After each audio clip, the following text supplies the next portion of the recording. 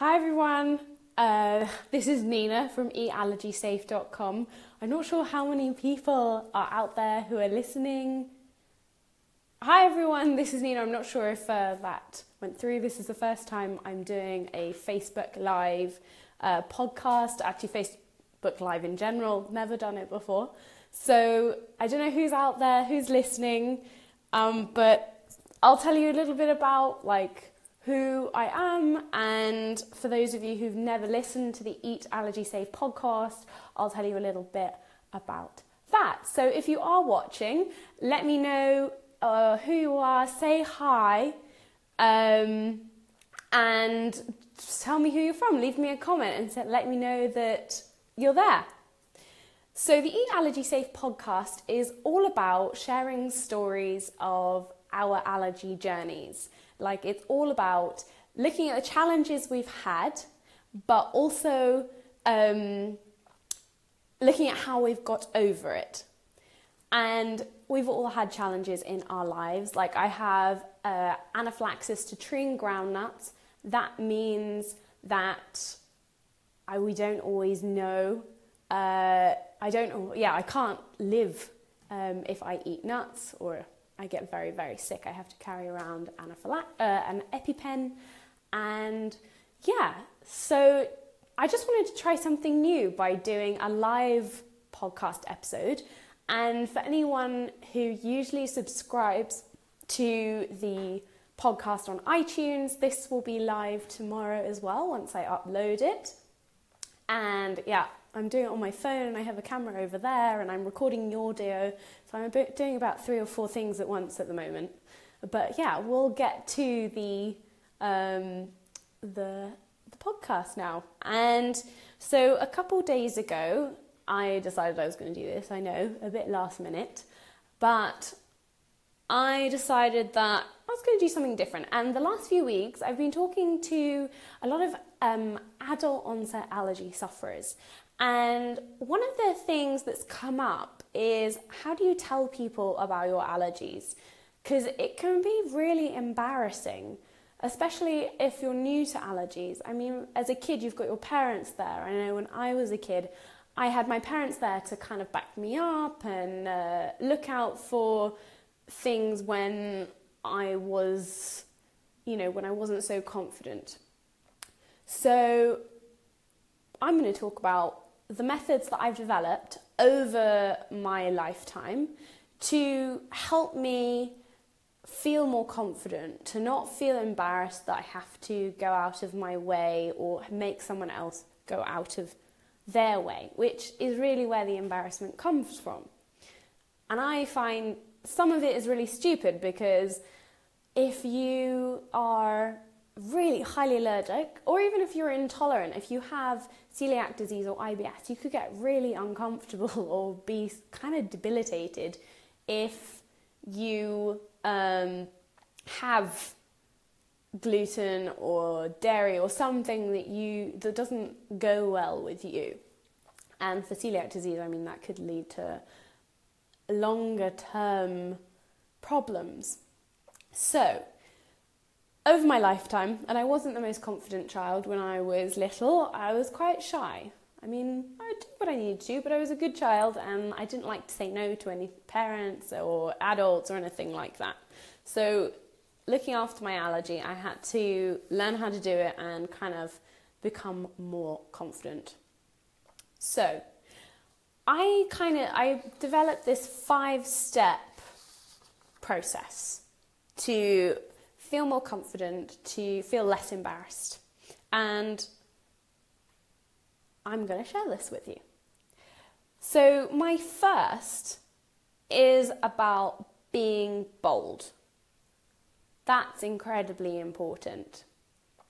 You've got to be, even if you don't feel confident, if you feel like, oh no, I've got to tell someone again about my allergy, it's really awkward, you need to just push past that. It's not, I know that's not probably what you wanted to hear. Maybe you wanted to hear kind of a quick fix. Oh, I just do this and then I won't feel embarrassed. You are going to feel embarrassed in the beginning, but it's just about practicing being bold. And you've got to remember that your life is so much more important than another person's feelings. Like, that's just it. Your health is much more important than another person's feelings. Another person's feelings is just how they feel. It's got nothing to do with you. But your health, your life, especially if you have anaphylaxis like I do, if you're not bold and you don't own the fact that you have an allergy, the fact that, we've got someone who's joining us. So welcome to anyone who's joining us. I'm going through my 5 steps to looking at how to look after your allergies, how to tell other people about them. So as I was saying, first up, we've got to be bold. We've got to assert and own the fact that we have an allergy. And you have to take charge of yourself. Like, you are, even if you feel nervous, you don't have to show that you're nervous. That's just you. That's just because you're feeling like you're going to inconvenience someone else. And as I said, your life, your health is so much more important than someone else's feelings. Like, it's your life, it's your health. So be bold. If you have allergies, if you have intolerances, if you have celiac disease, if you have IBS, don't worry about other people's feelings, because other people's feelings are not going to keep you out of hospital or out of the bathroom. That's my first step, be bold. My second step is be calm, be factual, and be honest. So I know being calm is so much harder than just saying it. I mean, believe me, I've been there, I've done that. Sometimes someone can really irritate you and really just not get it. And that can really rile you up. But even when this happens, you have to be calm. Because the reason you need to be calm is that you don't want to switch someone else off. I mean, it's a little bit like reverse psychology. You need someone to listen to you, therefore you need to help them be receptive to what you've got to say. And really, this is in your best interest. You need to kind of do this so that you can have the best chance of health. So be calm. When you're calm, and even if you're not feeling so calm, just take a breath. I'll just take a quick pause. For anyone who's just joined us, welcome. Welcome to the Allergy Safe podcast live. This is the first time I've done it. And whoever's joining us, just leave a note, say hi, tell me where you're from, and I hope you enjoy. We're looking at how do you tell other people about your allergies? How do you stop being embarrassed? So, now that we're calm and we're bold, we're going to be factual and honest. So it's the 3 parts: be calm, be factual, be honest. And being calm will help you be factual and honest. And I'm just checking my notes here because I've written up a blog post for this too. Why is calm essential? Because when you're emotional, I mean, think about it like this. If someone's getting really riled up and they're going rah in your face, you just want to step back and be like, whoa, that's enough. I don't want to be around this person. They're too stressful, they're too emotional. Just get away from me. So if you are being like that in another person's face, yes, it's your life. And as I said, your life is far more important than another person's feelings. But if you're being overly emotional, maybe it's not overly emotional, but if you're being emotional, if you're in someone's face, then you are going to switch them off. You're going to say, they're going to be like, no, I don't want to listen. This crazy person is talking to me about allergies and yeah, whatever, I don't care, I don't listen. But they need to listen to you. They need to understand you. So being calm, being factual. So again, you can say, look, this is the problem. I have an allergy, and this is what I need. And that's the whole idea of being honest.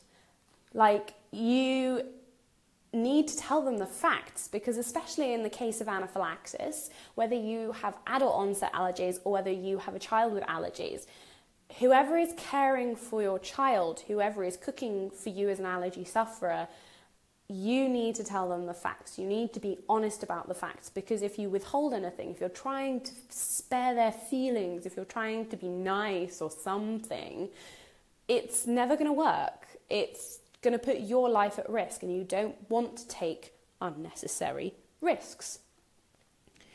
So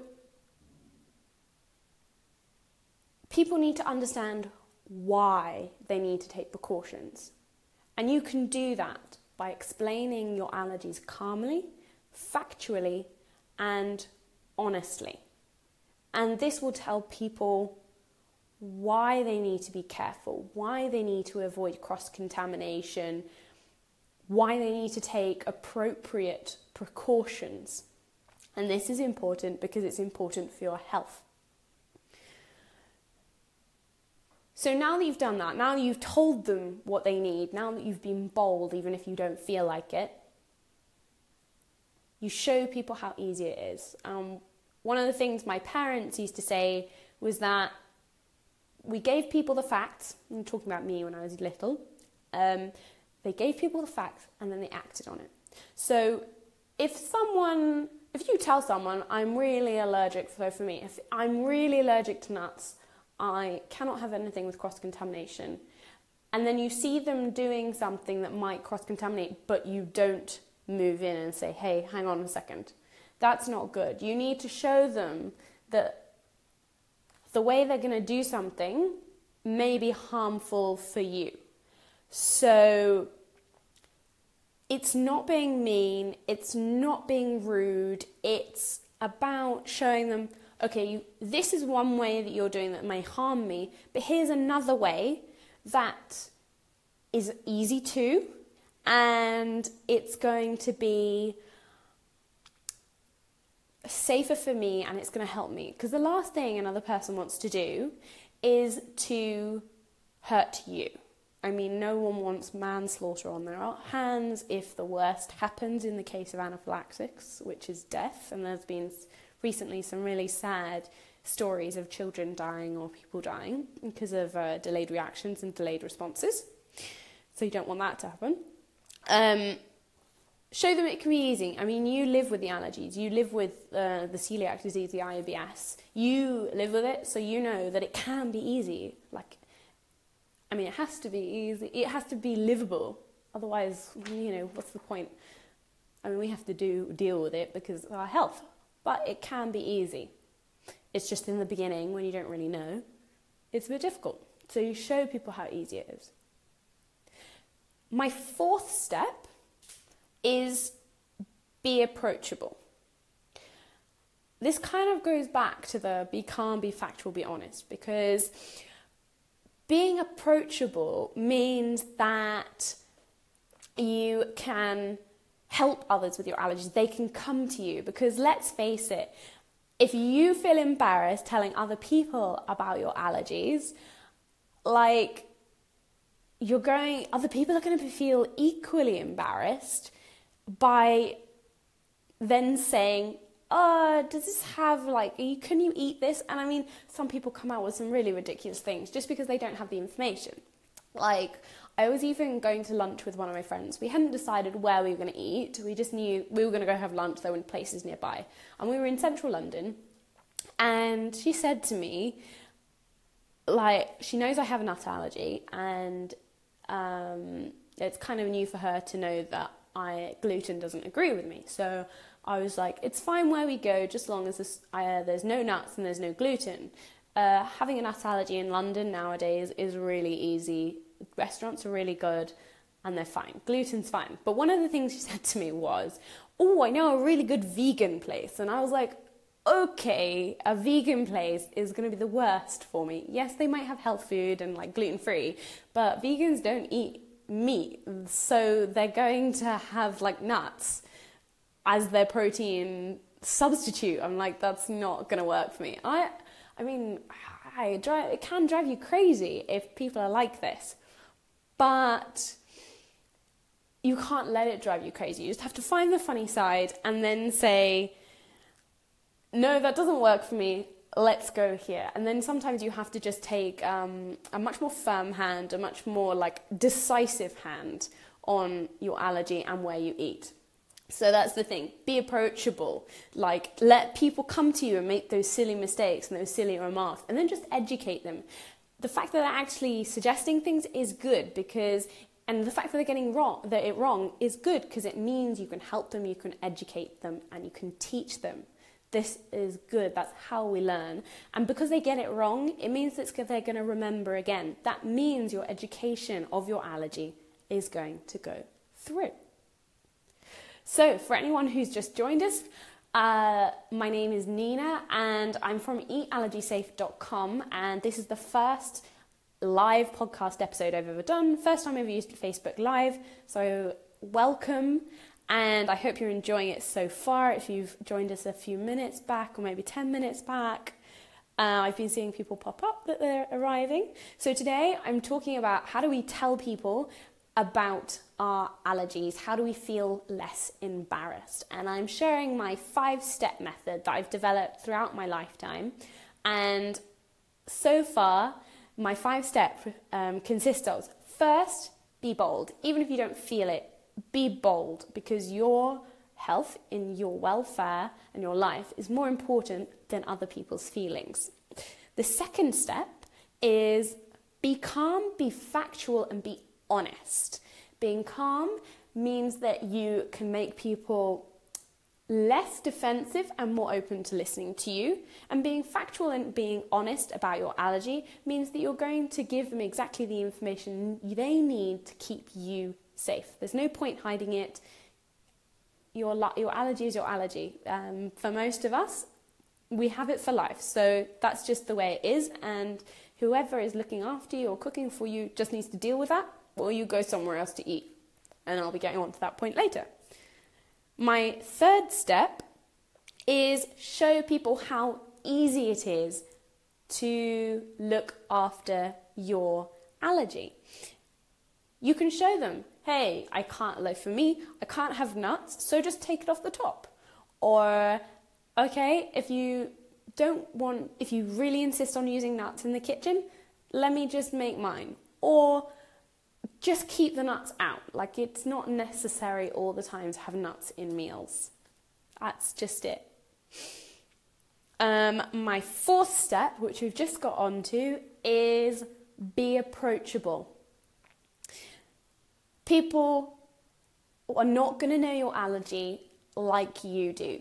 So you need to allow them to ask questions. You need to let them ask like 1,001 questions, 1,000,001 questions.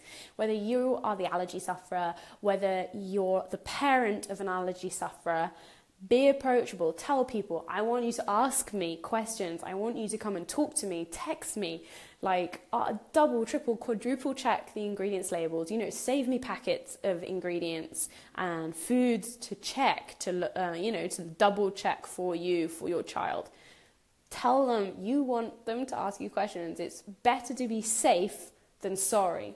And I guarantee that people looking after you are going to, if they take your allergy seriously, and we'll go on to that if they don't in a minute, they're going to want to not poison you or kill you. No one wants to commit manslaughter. So don't be crazy and overly emotional, because that's just going to switch people off. Just be calm, be factual, just be like, yeah, this is my allergy.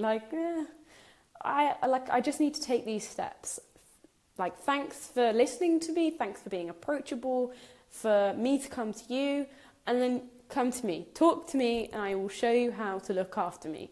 Or alternatively, just take your own food. Simples. Next, and my final step, is always know you can say no. I think this is one of the most important things for an allergy sufferer, for an allergy child, for an adult onset allergy sufferer, always know that you can say no. And not everybody realizes that. When it comes to allergy, there isn't a grey area. There really isn't. There can't be, because for many of us allergy sufferers, it's too much. Like, there, I see Emma. Hello, Emma. So the point I was going on, you've got to always know that you can say no. When you're an allergy kid, when you're an allergy parent, you need to say no sometimes, because there are sometimes people who don't listen to you and they don't take care of how they understand. They don't even want to understand. Oh, hi. Emma has just said hello. So for Emma who's just joined us, we're looking at how to tell people about our allergies and how not to feel embarrassed. So first up, we looked at being bold, and then being calm, factual and honest. And then we've got to show people how easy it is to have allergies, like show people it's easy. And then we're looking at being approachable, letting people ask 1,001 questions, 1,000,001 questions. And one of my final steps is you can always say no. It's one of the most important things, I think, because you don't always feel you can say no. I mean, in life, you always want to make other people feel comfortable, which means you maybe do things that you don't necessarily want. It's not good in general life, but when it comes to allergies, there is no grey area. There can't be, because it might be your child's life, it might be your own life.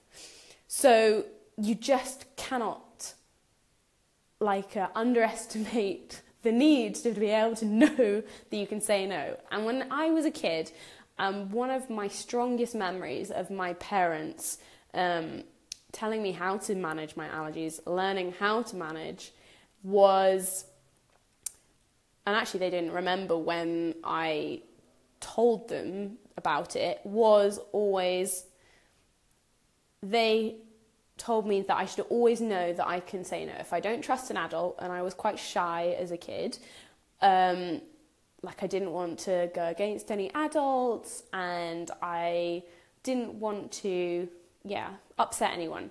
And my dad or both my parents said, look, you can say no. If you don't trust the food, you don't eat it. That is it. You don't eat it. And even if it's an adult telling you, go on, it's fine, it's safe, if you don't trust it, you don't eat it. And they said, and this is a thing that stuck with me, if you feel that you're, if you feel like you're going to get in trouble, don't worry, because we're going to be there. You won't get in trouble, and we're going to deal with it. And for me, that was a big thing, because as a little child, and this was a big turning point actually for me in Eat Allergy Safe, if I am a little child, and I was quite shy, knowing that my parents would back me up, even with a big scary adult. I didn't want to tell an adult no. I mean, you're told you don't say no to adults when you're a child.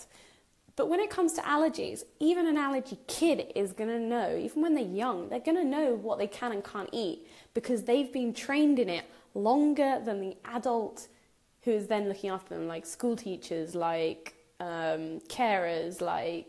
just helpers in the classroom.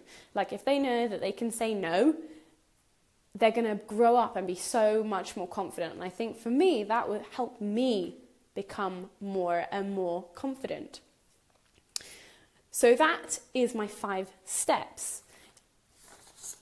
Be bold even if you don't feel like it. Just practice at being bold and telling people about your allergies or your child's allergies. Be calm, be factual, be honest, because this is going to make people listen to you. Being calm, don't be overly emotional and in their face, because they're going to be more receptive then. Show people how easy it is to deal with allergies. It can be easy. It's just about doing things a bit differently. You think your child's not going to miss out. You're not going to miss out as an allergy sufferer. So it's just about being a bit different.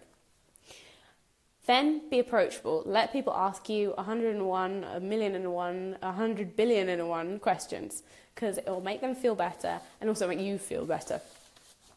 And finally, you can say no. Always make sure your child knows that they can say no and you're there to back them up as a parent. And as an adult, don't worry about saying no. Other people's feelings are nowhere near as important as your life. So those are my 5 steps.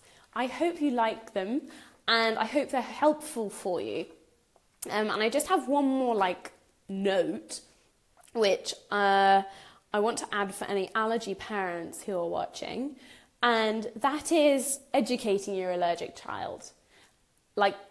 Of the parents I talked to on the podcast, of my own experience and my parents teaching me about my allergy, hiding your allergy or hiding the child's allergy or your own allergy is not good, because as my mum likes to put it, she has this theory of the Sleeping Beauty theory, and this is if Sleeping Beauty had actually known what a spinning wheel was, if her father hadn't removed them from the kingdom, she probably wouldn't have pricked her finger and then gone into a slumber. I mean, you wouldn't get the fairy story, but you kind of get the point that if you know what something is, if you know to look out for something, then you're going to be much more aware. And an allergy child is their biggest advocate, and they're going to be their biggest safety and security as they grow up. Because if you have anaphylaxis, you're probably going to have it for life. Yeah. And so that is my 5 steps, and plus my little note, for feeling less embarrassed, taking control, and telling people about your allergies. So as I mentioned on the note when I was advertising this podcast live a few days ago, I talked about a little confession that I was going to have. Thanks Emma, thanks for watching, I'll speak to you later. My last thing I was going to say is I have a little confession. So one of the things that I have been working on is Eat Allergy Safe, and I'm very passionate about it. I'm passionate about allergy education, living with allergies, cooking with allergies especially. So one of the things that I've been trying to do is make Eat Allergy Safe my full time. This is what I want to do. This is what I want to become my profession. And I've made this decision that this year is make or break year, basically. So I'm living on some savings. I have some support from my parents as well. And I decided I've got to make it work this year. Otherwise, it has to go on the back burner for a bit. It needs to go part-time or little bit part-time. And that's it. So the reason I made this decision is because, unfortunately, being passionate about something doesn't always pay the bills. So I need to find a way to turn this passion into something that I can make useful things for you. And part of me trying to do this is I moved country. So I am English, I am from England, but I actually live in Bulgaria. Bulgaria is beautiful. I live in a small town by the sea called Varna, and it's really beautiful. The sea is like a 10-minute walk away, which is really nice. But also, it is less than half the price of England. As many of you know, England can be quite expensive, so especially when you're trying to start a business. So I moved to a cheaper country. I think this shows a little bit of dedication. Well, I hope it shows some dedication. I really want to do this. So I moved so I can make my money stretch further. And the things I have planned to go for this make or break year is I am writing a recipe book. I know some of you have heard about that, and I'm writing a recipe book all to do with chocolate recipes. They're gluten-free, they're wheat-free, they're nut-free, they're peanut-free, they're dairy-free, they're egg-free. They're all vegan options as well. If you don't want to use honey, use agave syrup. They are loads of options, and if you've been following me on Instagram and the Facebook page, then you will know that there are lots of chocolate that have been going through my flat. And I'm trying to not get really fat in the process. But yeah, so the things I'm doing to try and make this Eat Allergy Safe work is writing a recipe book. Also, for some of you may know that I used to make truffles, and actually the Freeform Food Awards awarded us Commended in the chocolate category, which was amazing. That was last year. They are going to go back on sale in November, so you will be able to buy those. They're the Eat Allergy Safe chocolate truffles in dark chocolate, like milk chocolate and white chocolate, and they're so good, and they're full of coconutty goodness, and they've got like a low sugar content. So I know I don't like to have too much sugar. It just it's not good for me, and I think a lot of you out there, especially IBS and celiac disease, are realising that too. Sugar is not good. I am also looking in the corporate line, so I'm looking for podcast sponsors. Now, some people may say that this is not good, like I'm diluting things. I'm only looking for podcast sponsors who can provide you with services or products that you want to know about. So I'm looking for, if you know anyone who would like to sponsor this podcast, please get in touch with me. And I am doing some looking too for various things that I can work with companies and get paid for it, which means I can do this more often. But I need your help. I need to know have you got any ideas? What do you like that I'm doing? Which recipes do you like? What type of recipes do you want to see? Do you like the podcast? What do you want to see more of? I need your input to tell me what you want more of. Because that way I can, approach big companies and see if they want to sponsor the things I'm doing, which means I can do more of it for you. So yeah, that is my confession. It is make or break here.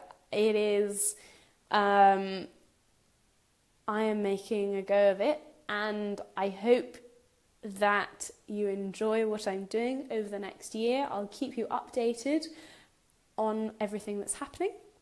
So yeah, thank you so much for everyone who tuned in. Thank you for watching, and I hope you have a lovely rest of your Sunday evening. And if you haven't already, you can subscribe to this podcast on iTunes. It's also available on Stitcher Radio, and you can listen to any episodes on the eatallergysafe.com website. Just go to the podcast tab. Also, you should be able to get any episode of the podcast when you type in eatallergysafe.com episode and then the number. So this will be episode 22, I believe. You will be able to go look at any show notes, any links that I have mentioned, anything I'm working on, and just go to eatallergysafe.com/episode number and then the number of the episode, so 22 for this one. So next week I will be back with an interview with another lovely lady who will be telling me all about her adult allergies. So I'm keeping in line with adult allergies because I know there are so many of you out there.